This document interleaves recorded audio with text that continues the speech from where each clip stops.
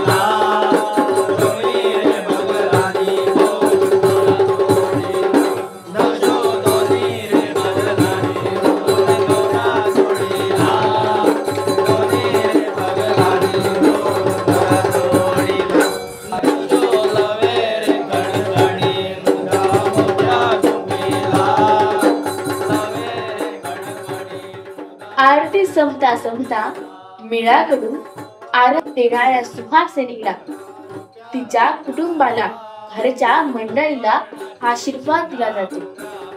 त्यांच्या भल्याची कामना केली जाते आणि तेही गीतातूनच. तशोधीरा काळा देवा तुका सोन्याचे ताट, तुझ्या कोळक देवा जतन राख.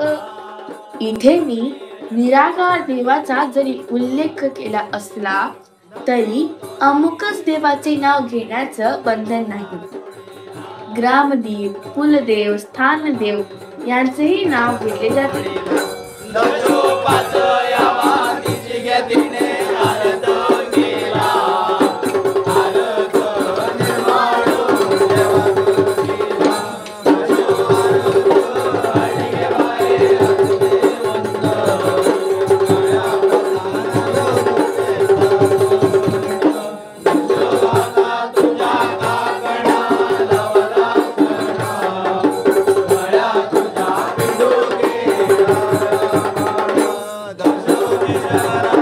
देवा तुका